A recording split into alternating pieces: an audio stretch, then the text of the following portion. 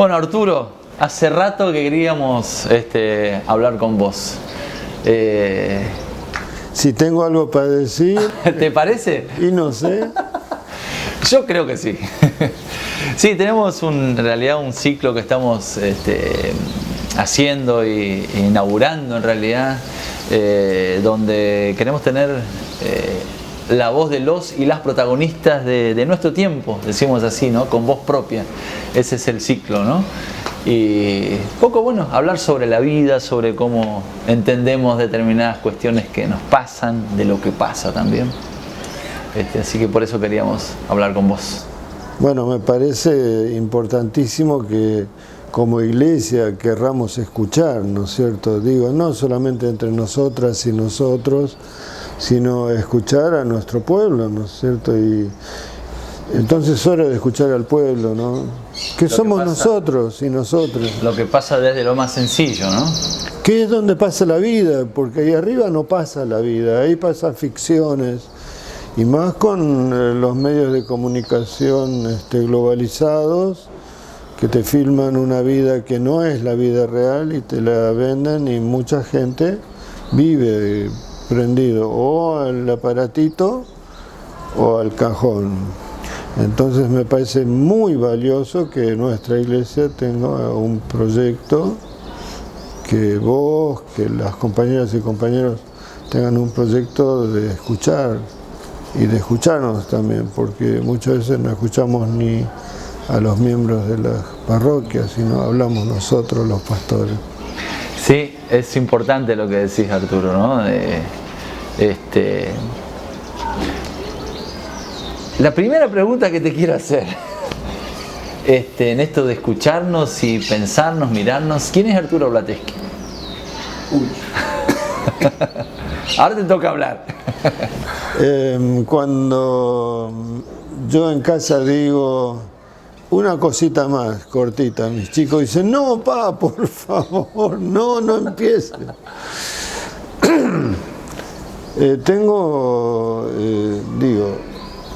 Yo soy lo que vengo de las raíces de mis padres, y las raíces de mis padres son realmente muy impactantes porque fallecieron dos personas muy pobres.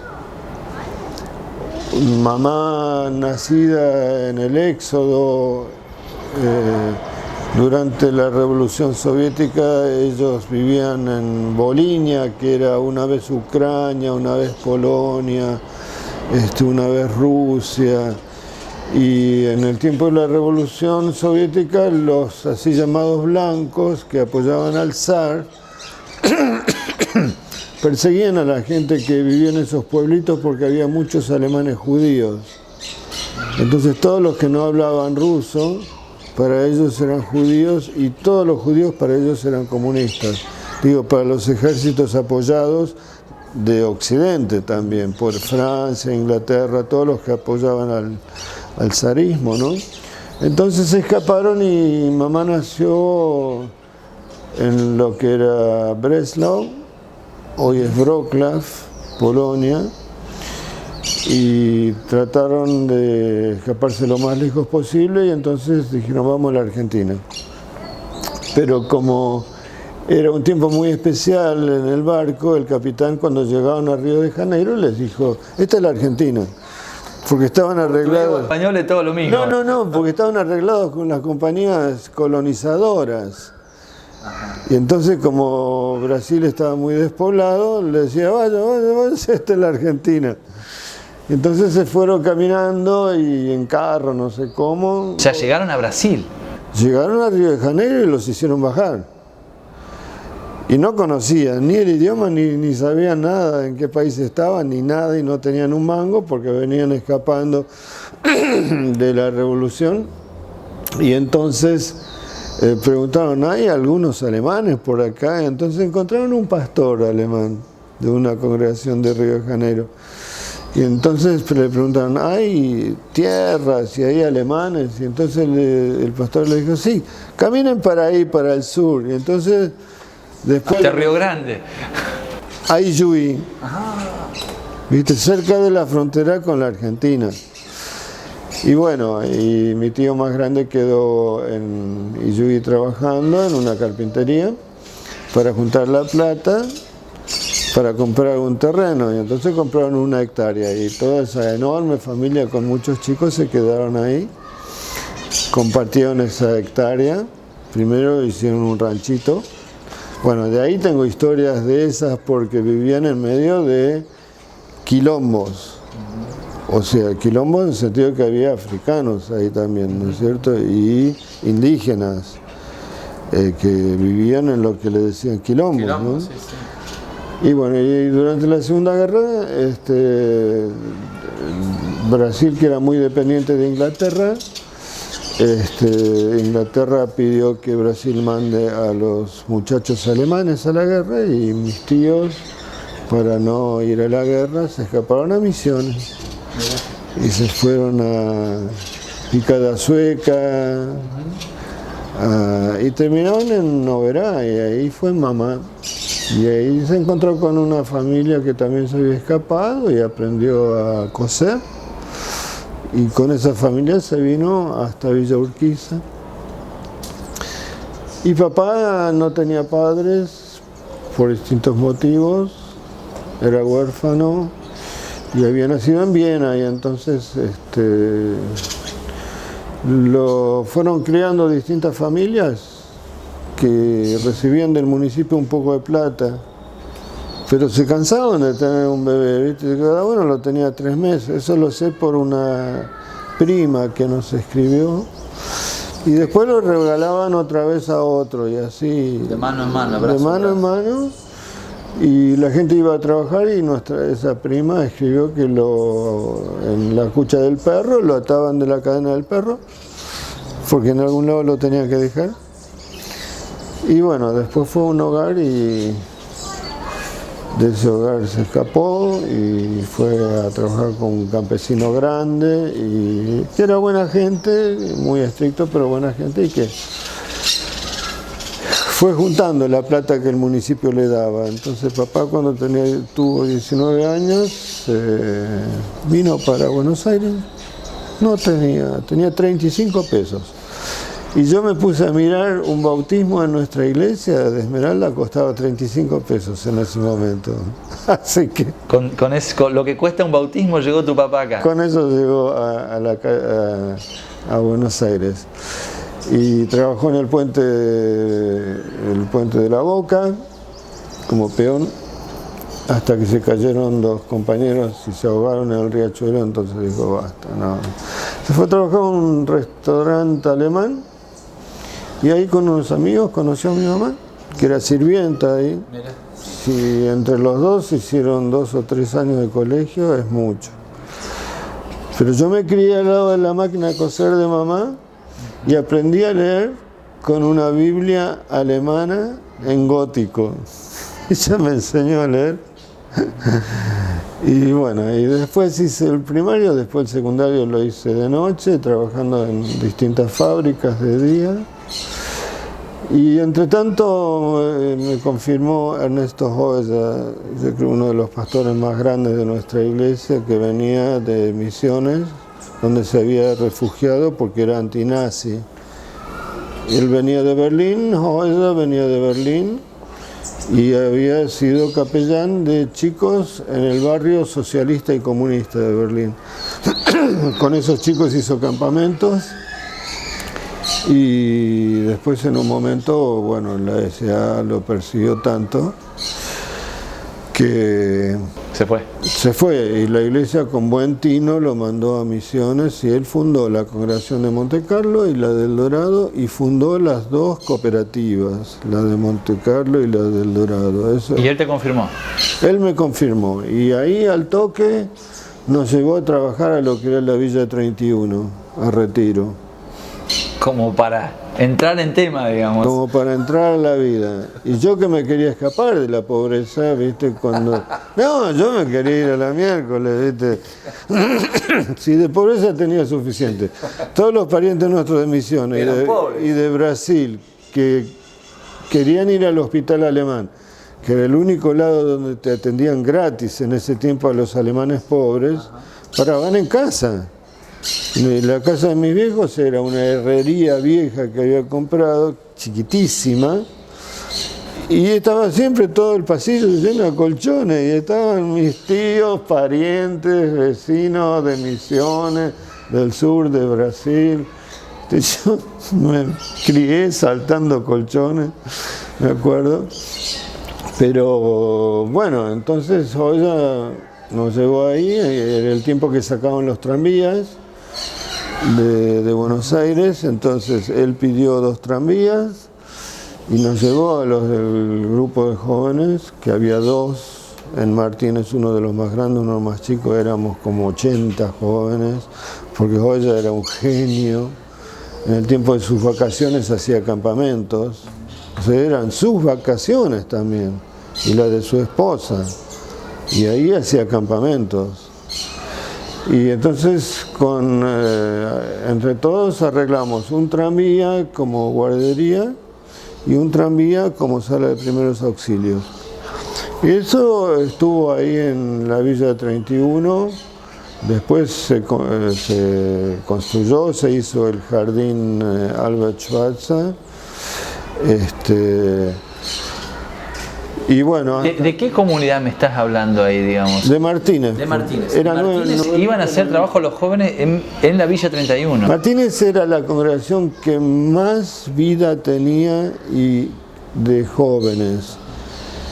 Era impresionante la cantidad y era, bueno, unos cuantos como Everardo Stefan y así, veníamos de familias pobres, los muchachos. Las chicas venían de familias de dinero, pero que estaban buscando un espacio más puro, voy a decirlo así, más espiritual, más de compañerismo, y eso lo encontraba en esa congregación. Y Joya, además, y esto es muy importante, fue importante para mi vida, como descendiente de alemanes y austríacos, Joya era muy amigo del rabino Hirsch, de la comunidad Lamrot Hakol de Olivos. Fue la comunidad de judíos alemanes exiliados, que se me pone piel de gallina porque a esa comunidad le pusieron Lamrot Hakol, que significa a pesar de todo. Y el organista era el esposo de Helen Marx. Helen Marx, líder de los desaparecidos alemanes, con su hija Leonor desaparecida, ¿no? Y había un cura también que era muy buen tipo, y entonces entre los 3 nos llevaban a los chicos de la IERP, a los chicos católicos, a la sinagoga de los chicos judíos alemanes que eran primera generación nacida acá igual que el resto. Y vos sabés que el shock que significa hasta hoy todavía el ser hijo de descendientes de alemanes. Entonces imagínate, estoy hablando de cuando yo tenía 13 años, 14, o sea, en el 58, 59, que los chicos judíos quieran hablar con nosotros y que nosotros nos animáramos a hablar con los chicos judíos. Fue muy fuerte. Estudié teología porque, bueno, me recibí de técnico mecánico en el Otto Krause de noche, de día trabajé todos los años como tornero, como fresador, pero ese impacto de conocer a alguien como Joya a mí me cambió la vida. Y tengo que mencionar que había otra persona que fue muy influyente, que era Enrique Bösenberg. Enrique venía de los Boy Scouts, entonces él participaba muchas veces en los campamentos y formó un espíritu muy especial de solidaridad en el grupo, que éramos muchos, ¿no? Yo me acuerdo que no se llevaba más de 35 porque hubiese sido un despelote, ¿no? Después eso me marcó terriblemente. Yo acá en esta parroquia donde fui pastor durante 20 años, un fuerte, quizás el fuerte más grande fue el trabajo con jóvenes, ¿no? Bueno, que lo seguimos en Varela, con los jardines maternales. Sí, mucha gente con la que uno se encuentra recuerda la época del grupo de jóvenes y los diálogos y descubrir un montón de cosas, digamos, en los análisis y en la forma de ver la vida. Era un grupo de jóvenes muy especial en el sentido de que yo no me lo puedo imaginar distinto, pero para algunas parroquias no hubiese sido posible. Yo tuve gente muy buena que me acompañó. También eran todos los chicos más pobres los que venían a los grupos jóvenes, que hacían industrial. Y entonces, el viernes a la noche, cuando salían del colegio, se venían acá. Ya estaban. Y nosotros teníamos los colchones, primero usábamos los colchones del jardín maternal y los chicos dormían en el sótano abajo del escenario. Después conseguimos que pudieran vivir acá y entonces se quedaban todo el sábado haciendo vida en comunidad. Haciendo vida en comunidad, haciendo lo que se le cantaba, porque jamás los controlé. De ahí salieron los proyectos de Varela y Solano. De los encuentros con los jóvenes. De los encuentros con los jóvenes y de los campamentos, porque en los encuentros querían hablar sobre los profetas. Y digo, bueno, vamos a dejarlo para un campamento en Uruguay, me acuerdo. Ahí en Playa Fomento, ¿no es cierto?, donde es nuestra parroquia. Entonces hablamos sobre los profetas del Antiguo Testamento, sobre Jesús como profeta y los profetas de ese momento. De Angelelli, de Carlos Mujica, del Che, ¿no?, de los profetas de ese momento. Y entonces al final me acuerdo muy bien de ese campamento. Los chicos se preguntaban, ¿pero qué es lo que hacían los profetas? Y ellos mismos dijeron, los profetas escuchaban lo que decía la gente.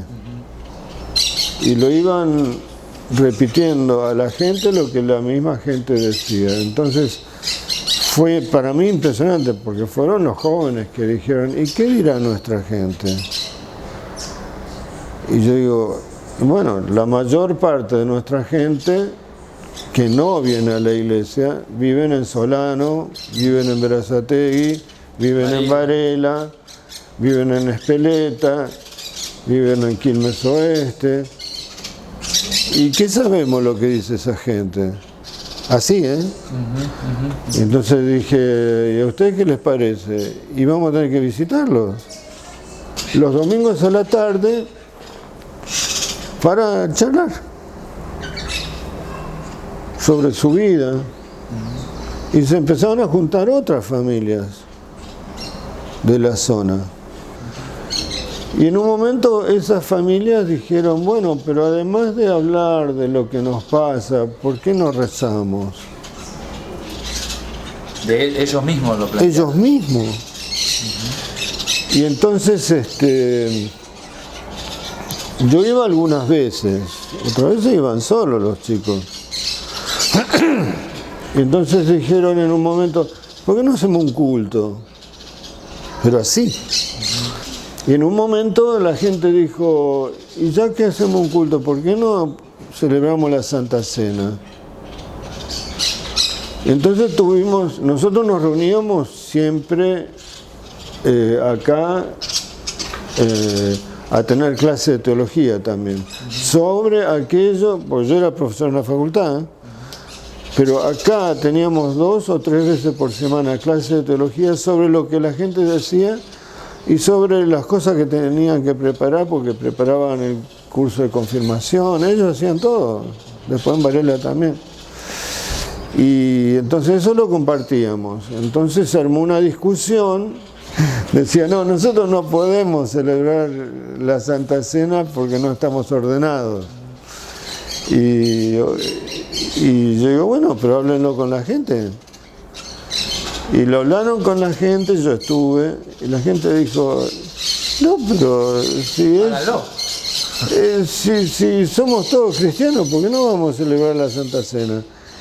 Y para mí fue impresionante, porque decís, vos que sabés tanto de teología sistemática, después la gente te dice las cosas, de que, pero ¿por qué no vamos a celebrar la Santa Cena? ¿No es una comida en nombre de Jesús? ¿No está presente Jesús así, Claro, muy fuerte, ¿no? Muy fuerte. Entonces, termino con esto. Yo aprendí tanto, que bueno, así al mismo tiempo habíamos empezado en Varela ya, entonces dividieron los grupos en tres, porque un grupo iba a Solano, un grupo iba a Varela, un grupo iba a Berazategui.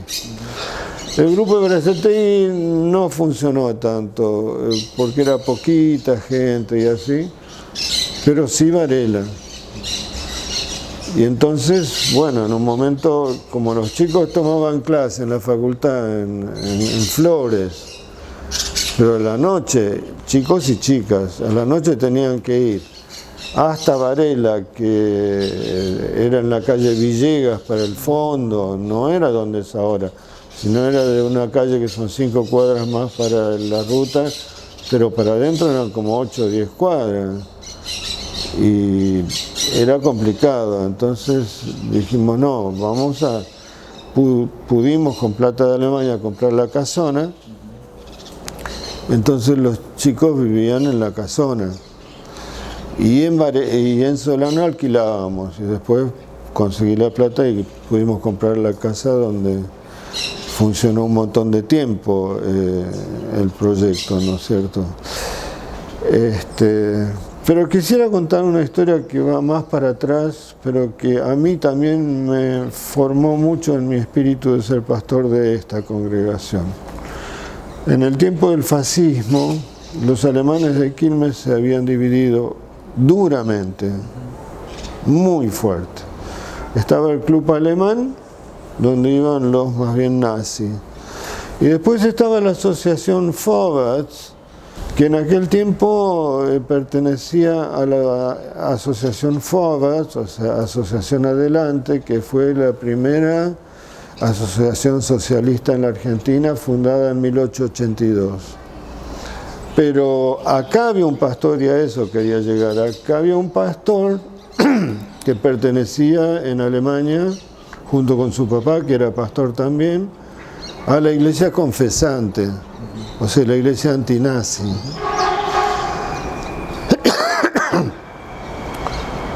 Y primero la IERP lo manda a Crespo, o a Viale, no, a Crespo.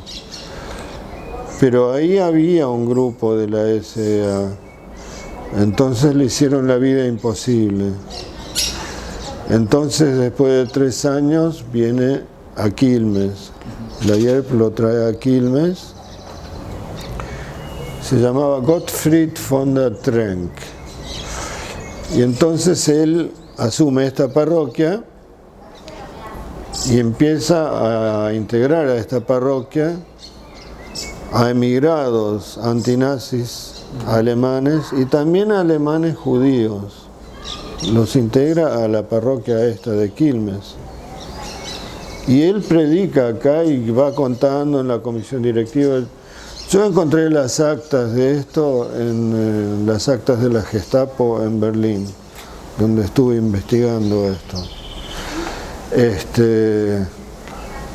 Y ahí las actas son impresionantes, porque él tiene un conflicto que es que en ese momento los chicos se confirmaban con el uniforme de la Hitlerjugend, o sea, de la juventud hitleriana, y las chicas se confirmaban con el vestido del Bund Deutscher Mädchen, o sea, del agrupamiento de chicas alemanas, que eran nazis también. Y él, Gottfried von der Trenck, prohíbe que los chicos se confirmen con uniforme nazi.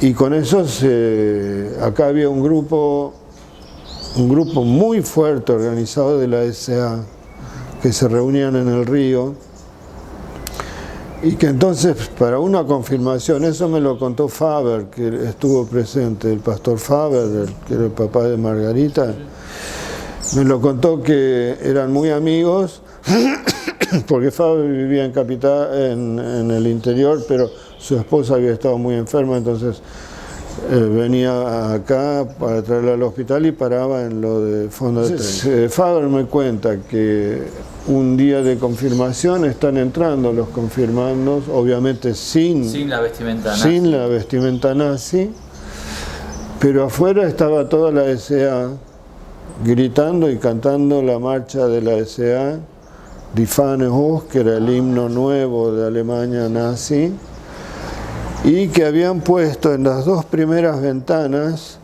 la bandera con la cruz gamada, ¿no es cierto?, acá adentro.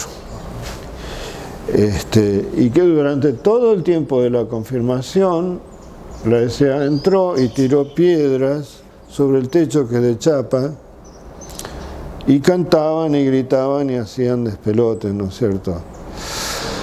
Bueno, el Fondatren, que estuvo 3 años acá, como en total había estado 6 años, 3 en Entre Ríos, 3 acá, en el 39 le tocaban vacaciones en Alemania. Cada 6 años los pastores alemanes tenían vacaciones. Y entonces cuando llega la familia Fondatren, con 2 hijos nacidos acá en Quilmes, a Hamburgo, y baja del barco, la Gestapo se lo lleva y lo meten al campo de concentración que funcionaba al lado de donde estaba, digamos, el ministerio del ejército.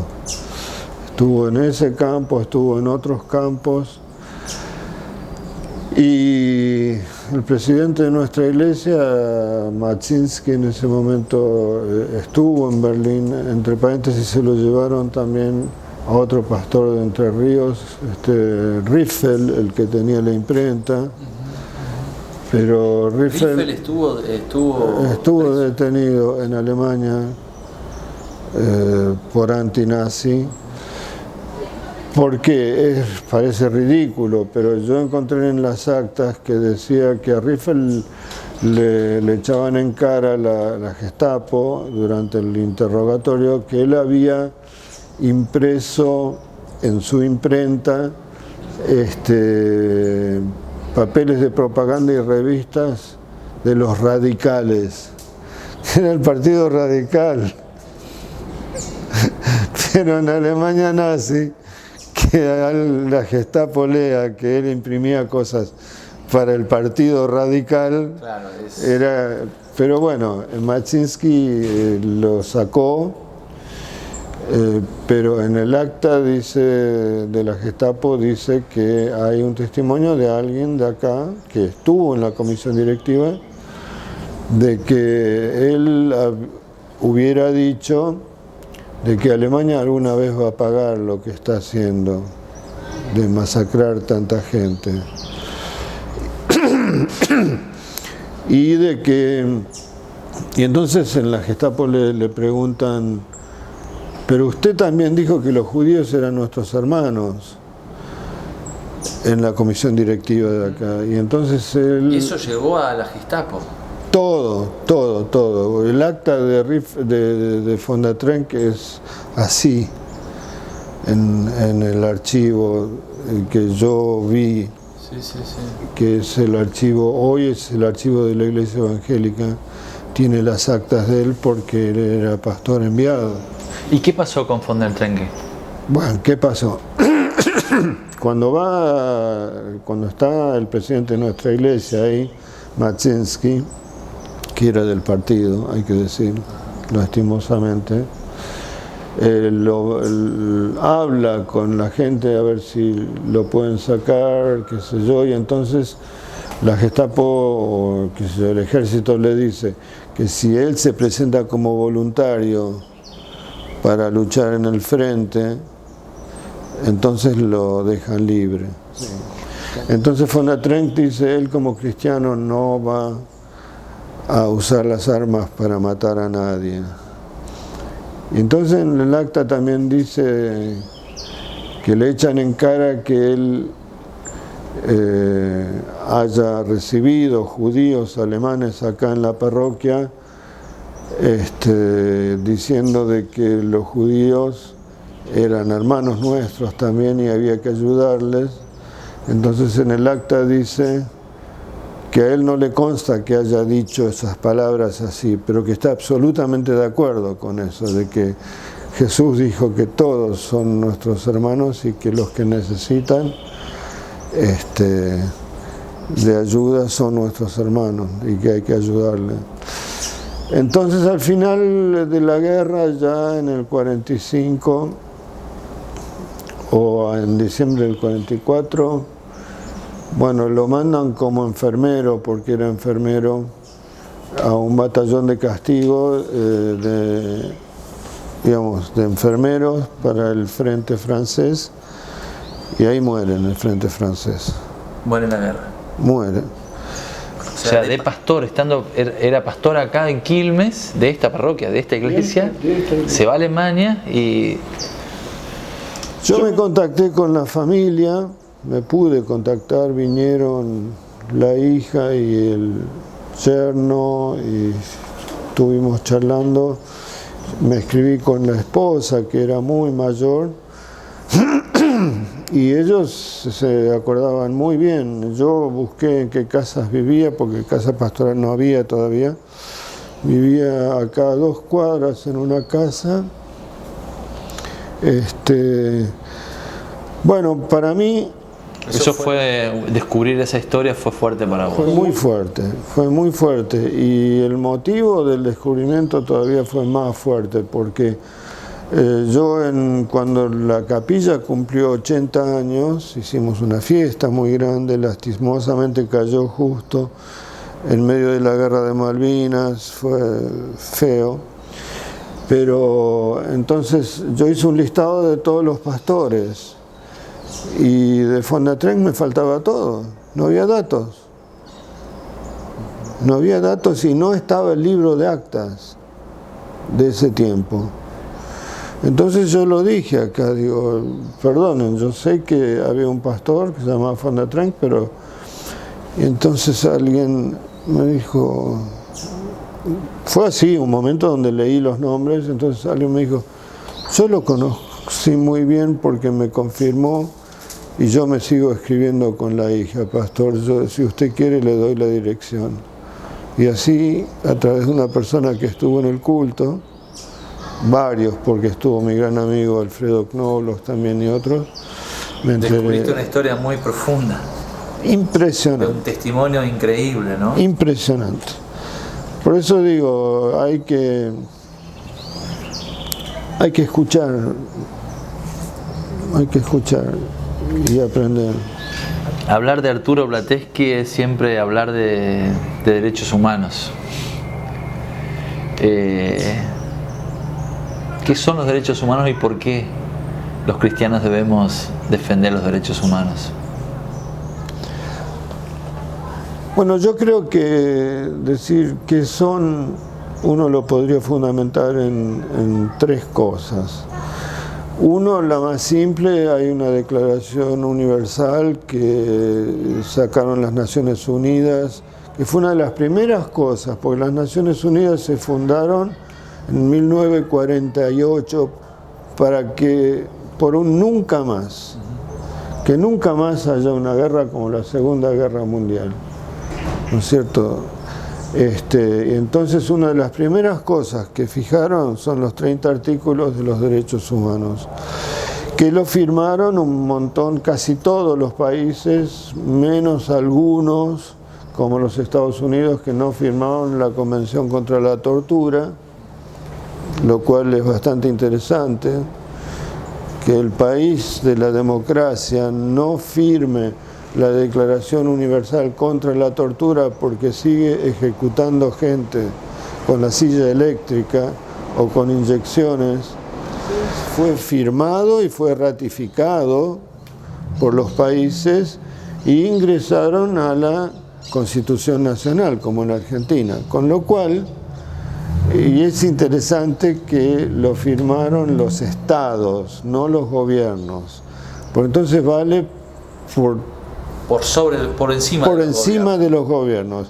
Por eso pudimos trabajar y argumentar con los derechos humanos en el tiempo de la dictadura, porque no era el tema de si la dictadura estaba de acuerdo o no, sino el Estado argentino se había comprometido. Eso sería lo más formal. Lo segundo que yo diría, porque se habla de leyes de lesa humanidad también.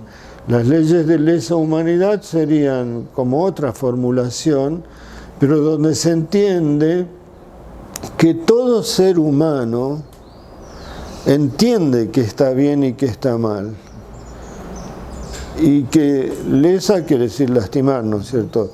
Lastimar la humanidad, cualquiera lo puede comprender. Y eso lo utilizamos los organismos en tiempos también de la dictadura, cuando decían sí, pero la Constitución está fuera de... O sea, como no valía la Constitución, entonces decían no valen los derechos humanos tampoco, ¿no? Entonces argumentamos con que eran delitos... Por encima de eso. Están por encima. Porque son delitos de lesa humanidad, ¿no? Exactamente, son delitos que valen, primero que valen para toda la humanidad, o sea, eso también fundamenta por qué se puede presentar un juicio en otro país por una masacre, por un genocidio en otro país, sin... porque, por ejemplo, cuando acá no se podía, porque la dictadura, y Alfonsín después también, derogó algunas leyes, o sea, puso las leyes de punto final, obediencia debida y todo esto, ¿no? Y no se podía hacer juicios penales, entonces los organismos, por ejemplo, yo acompañé a los alemanes mucho, los familiares de desaparecidos alemanes. Nosotros empezamos con Kuno Hauck y otros en Alemania, juicios en Alemania. Sobre cosas que pasaron acá. Sobre los desaparecidos de origen alemán que habían vivido acá, incluso descendientes. Pero lo de lesa humanidad significa que en cualquier país se puede abrir una causa por delitos de lesa humanidad en otros países, porque todos formamos una humanidad. Así es que acá se abrió una causa por los asesinados durante el franquismo en España, por parte de los españoles residentes, pero también por donde actúan como querellantes personas argentinas que no son de ascendencia española, porque se entiende que lo que sucede en cualquier país que atañe la dignidad y la vida del ser humano, bueno, es parte de nuestra vida de todo el mundo, ¿no es cierto? Y por último, digo, hay un tercer aspecto que es para nosotras y nosotros como cristianas y cristianos y como iglesia fundamentales, es vos abrís la Biblia donde quieras y tenés argumentos desde el Antiguo Testamento hasta el Apocalipsis, ¿no es cierto?, donde la vida humana es consagrada como sagrada, desde la propia creación, ¿no es cierto?, donde se dice que Dios crea al ser humano a su imagen y semejanza, ¿no? Y la historia con de... valor y con dignidad, ¿no? Y la historia de Caín y Abel, ¿no es cierto?, donde Dios pregunta ¿acaso ¿dónde soy está? yo guardián de mi hermano? Claro, eso es de otra forma la respuesta de Videla, cuando le preguntan por los desaparecidos. Y si los desaparecidos no existen, No están. porque si aparecerían no estarían desaparecidos, estarían muertos o estarían vivos. Y si no aparecen, no existen.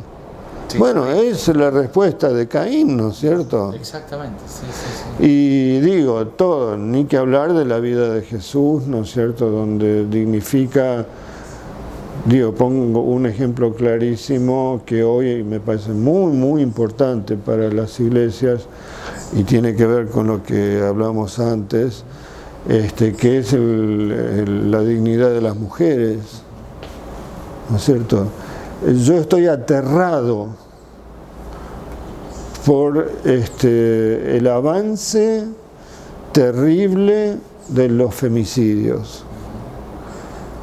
La violencia contra la mujer en muchos países es histórica, pero los femicidios de los últimos años en la Argentina tienen dimensiones que no... Y uno solo puede decir, claro, es la consecuencia del capitalismo, porque es la esencia del capitalismo. La violencia como tal, sí, obviamente, pero la violencia contra la mujer. Y a mí me impresionan, porque tenemos un programa en el Pozo de Quilmes, ¿no es cierto?, en el ex centro clandestino de violencia contra la mujer y contra los chicos. Y yo trabajé muchísimo tiempo en el MET, dirigiendo el programa de violencia familiar. Me impresiona algo que se me convirtió en un símbolo.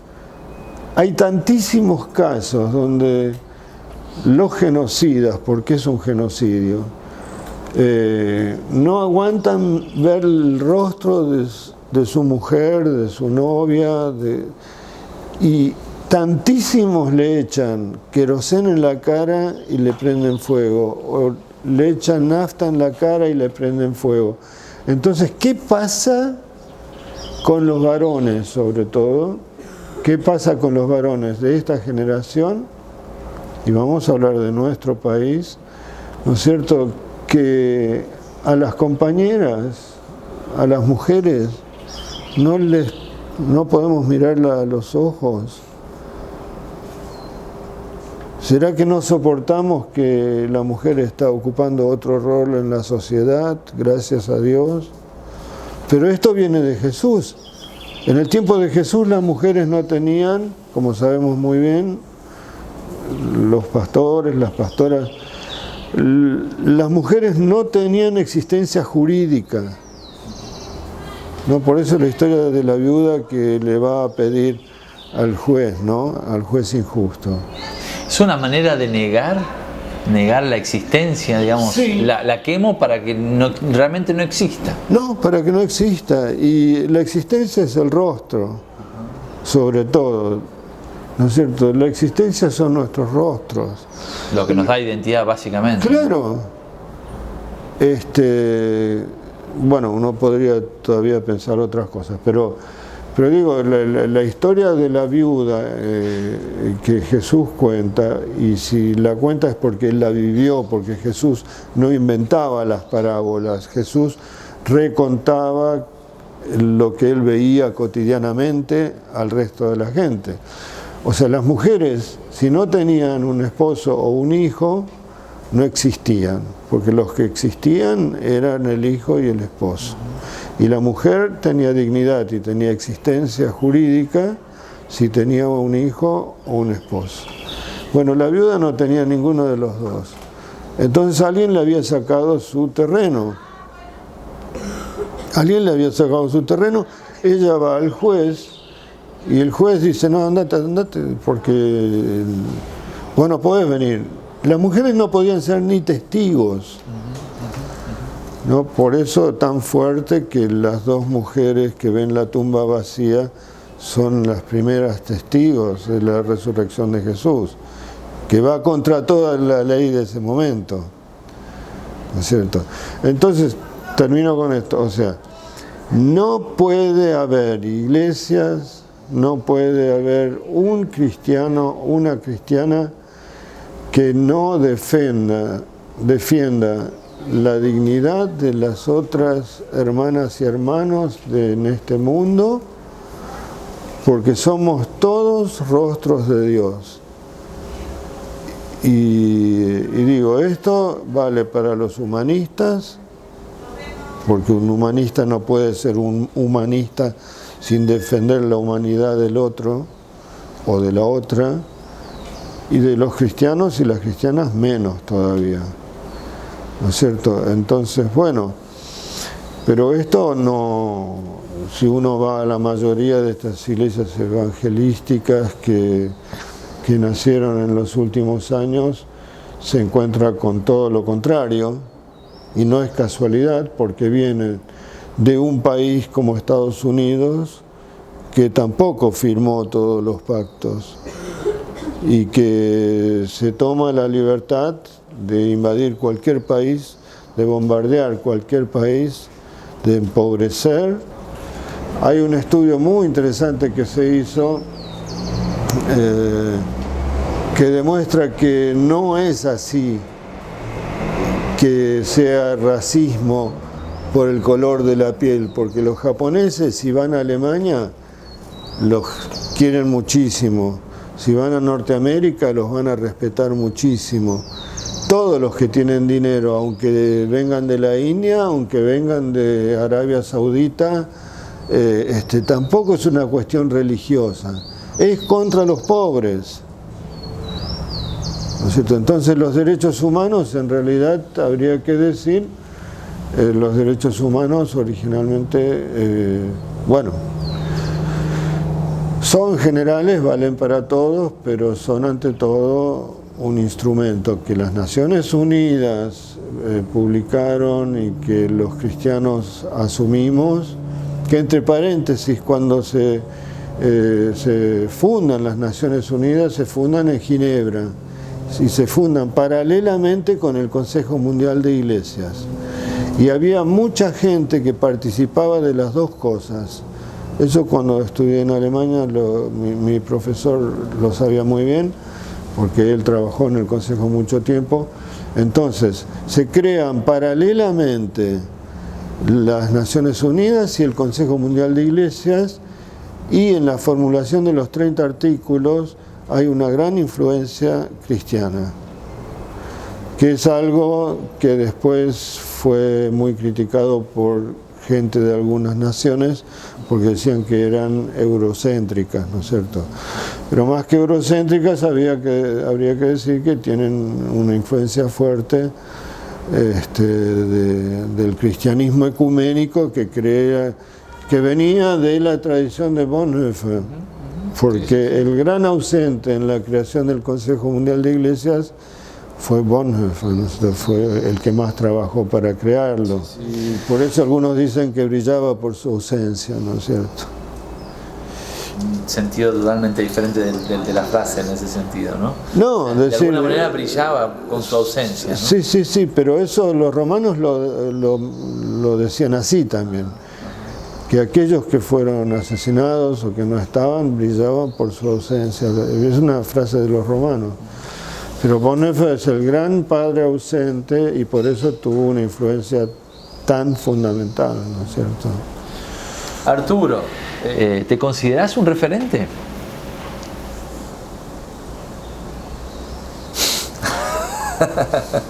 y están empezando a hacer que me considere. Nunca me la creí, pero cuando veo, tengo que decir, por un lado el cariño enorme que me tiene muchísima gente en Quilmes. Yo voy por la calle pero ¿por qué? Porque acá pasaron miles y miles y miles de chicos por los dos jardines. Chicos que vos ya ni sabés quiénes son, por ahí. No, me saludan, pero después vinieron los hijos de esos chicos, después ahora ya vienen los nietos. Y me dicen, hola, no sé si te acordás de mí. Y yo la miro y digo, sí me acuerdo de la cara, pero decime tu nombre.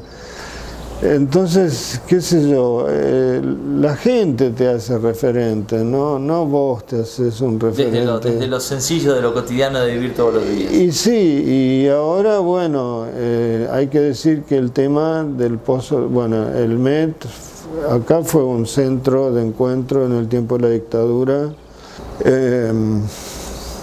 Entonces, ahí uno se convirtió en un referente también en el sentido de que participé de los conflictos sociales, ¿no?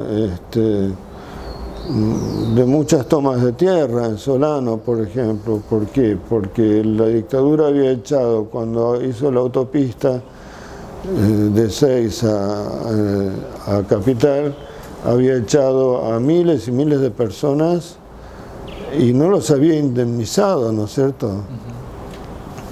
Y entonces se vinieron para acá y empezaron a ocupar tierra.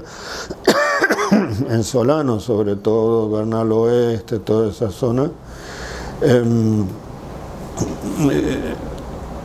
Y bueno, el ejército los rodeaba, la policía se los llevaba presos.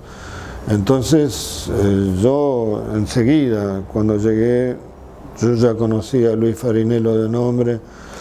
Bueno, participamos de organizar procesiones, celebraciones ecuménicas, no sé de cuántos asentamientos, ¿no es cierto?, de fábricas que habían cerrado en el tiempo de Menem. Así, hicimos marchas de una fábrica, 9 meses, todos los viernes a la tarde, una marcha ecuménica desde la rotonda de Pasco, ¿viste?, hasta la fábrica de Peugeot que había cerrado, que eran como 5 o 6 kilómetros. Bueno, y así un montón de cosas, qué sé yo, cuando prohibieron los carritos y le sacaba la policía los carritos a la gente, hicimos una celebración ecuménica sobre un carrito con un cura amigo. Cuando mataron a algunos chicos de Villa Itatí, yo hice los entierros, y entonces, viste, bueno, la gente esas cosas no las olvida. Yo nunca me creí un gran intelectual, ¿viste? Yo tengo un doctorado y fui profesor en ICEDET muchos años, pero yo se lo dije el otro día a Leo, se lo dije a Dani. Hoy ver a las pastoras y pastores y diáconos que tenemos me alegra muchísimo, porque también fue una intuición de decir, no podés tener a gente joven metida en la facultad, alienándola de la vida cotidiana, gente que viene de Misiones, ¿no es cierto?, gente que viene de Entre Ríos, de Paraguay, de Uruguay, y para los que vos lo viste, para los cuales es una alienación en la ciudad. Y después estudiar teología solamente de libros, ¿viste? Entonces estoy muy agradecido, digo, no sé si esto es para ser ilustre o no, pero agradecido de ver quiénes son hoy los que dirigen esta iglesia. Tengo una alegría enorme, y yo te digo, se lo dije a Leo, se lo dije a Dani, también por una experiencia propia. Cuando nosotros estábamos estudiando teología, y sobre todo cuando nos recibimos después y fuimos vicarios y así, no todos, pero entre algunos pastores de nuestra iglesia que habían venido de Alemania, había un espíritu así como que, bueno, ahora se pudrió todo, porque estos no hablan bien alemán, no son pastores bien formales como tienen que ser. Digo, hablando de nosotros como pastoras y pastores argentinos, paraguayos, uruguayos,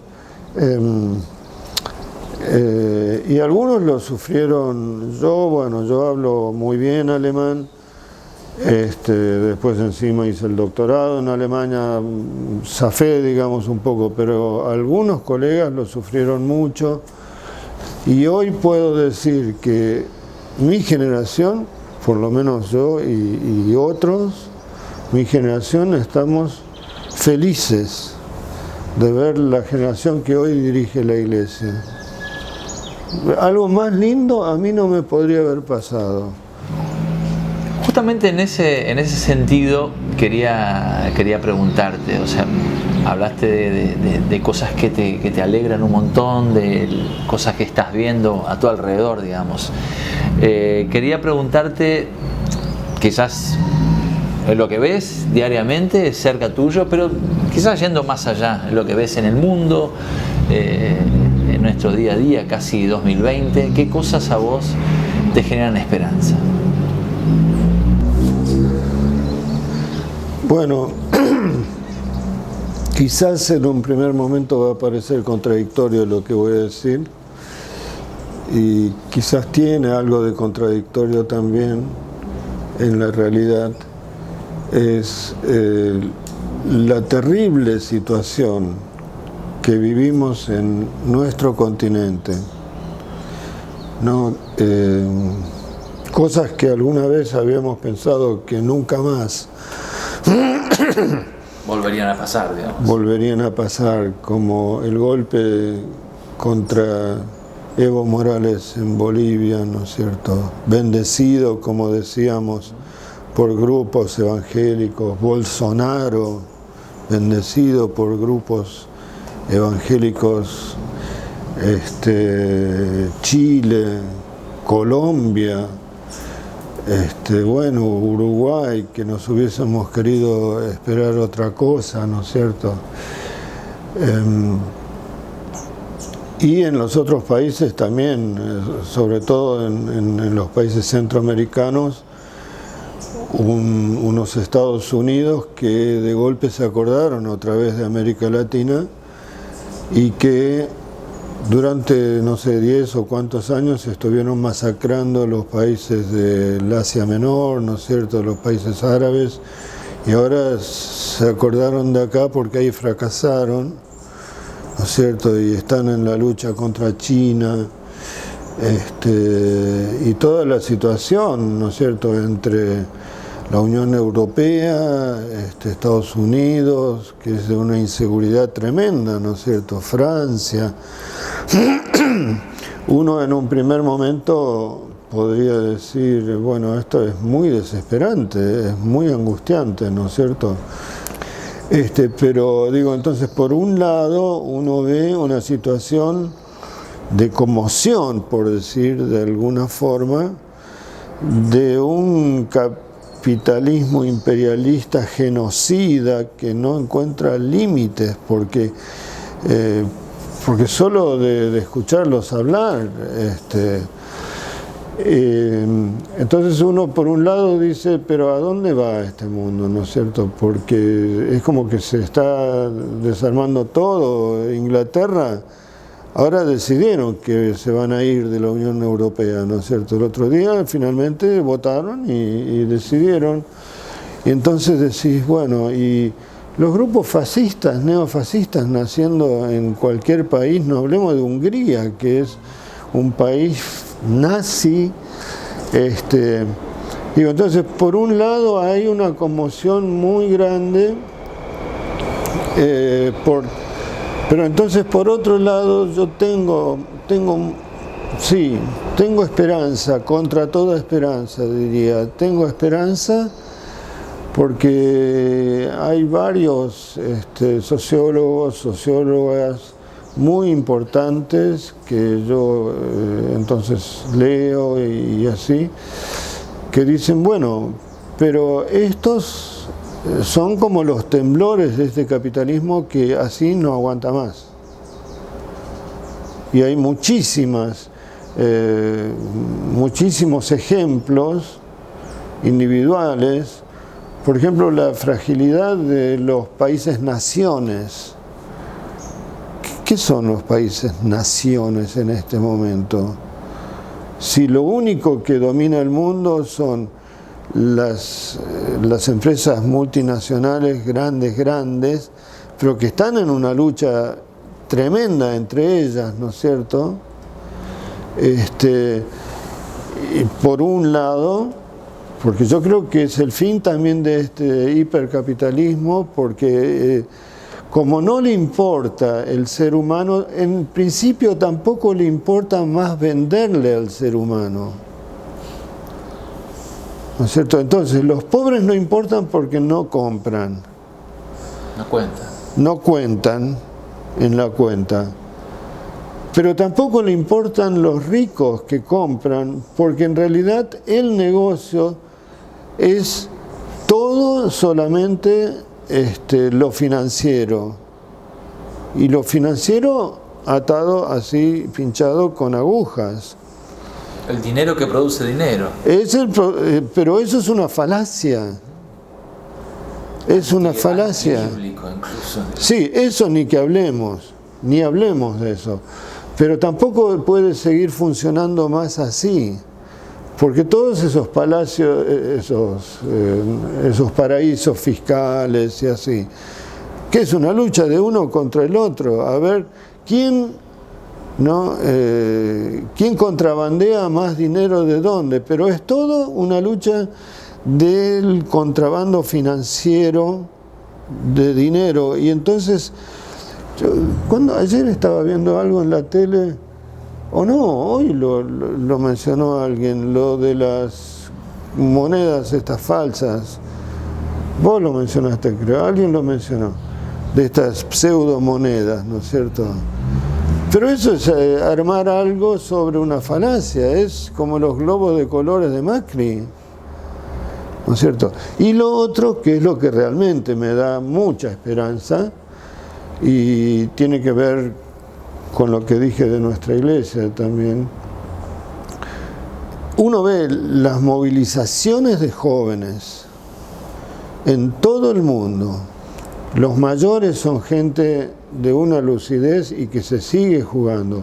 Y los jóvenes, acá la militancia joven en Quilmes y Florencio Varela y Berazategui y La Matanza, todo el conurbano pobre, son jóvenes que quieren un mundo diferente y que se juegan por eso en los colegios.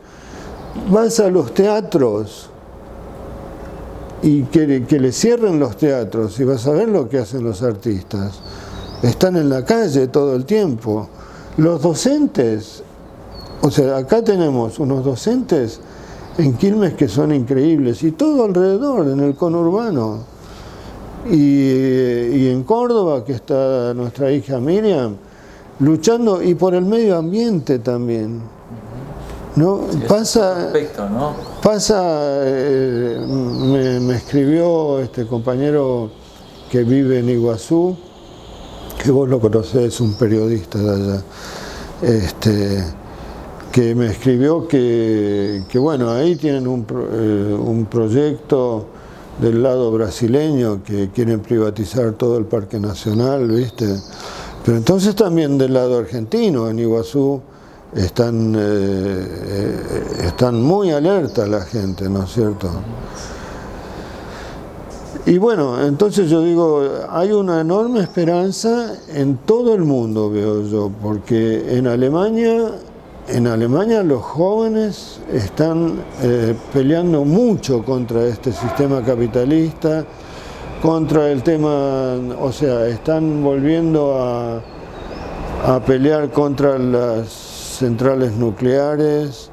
En Francia también los jóvenes, en España. Con una herramienta muy poderosa, que es el uso de las redes sociales y la tecnología, donde masivamente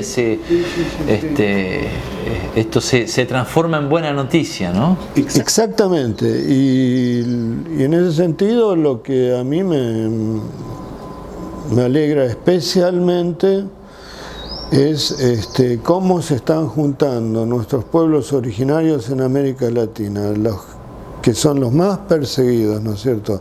En Chile, en el sur, bueno, en Bolivia, Ecuador.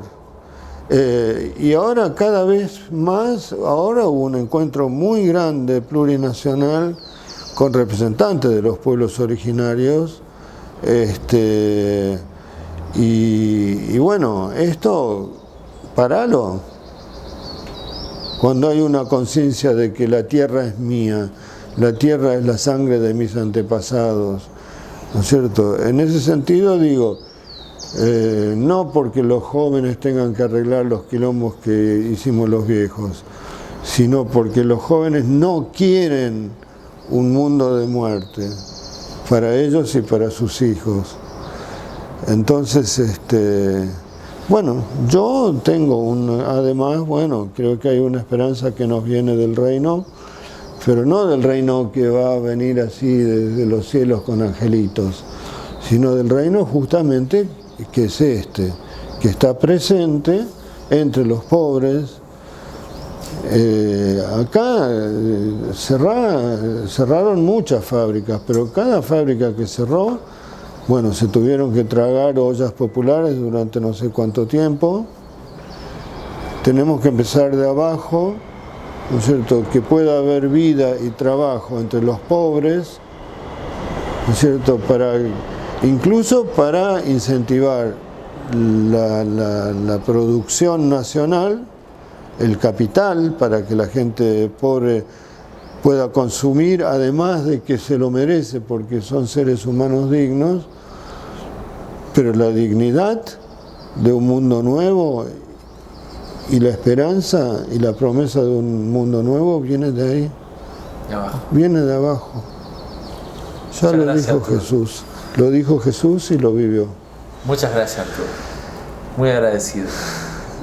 Y en ese sentido, perdón, la última palabra que temen mis chicos, en ese sentido doy gracias también de que la IERP es una iglesia de pobres en última instancia, porque creo que las comunidades más fuertes, las más grandes, son las campesinas, que también tienen el peligro de tragarse el mito de la soja, que lo sabemos perfectamente, porque los pobres, por ser pobres automáticamente, no son los iluminados, eso es otra cosa. Pero yo me alegro que no querramos ser la iglesia, ¿no es cierto?, del pastor, del evangelista tal y tal, viste, que junta 8.000 millones de personas, sino que tengamos la humildad de ser esta iglesia, junto con nuestra gente. Acompañándonos. Acompañándonos, queriéndonos, así como somos.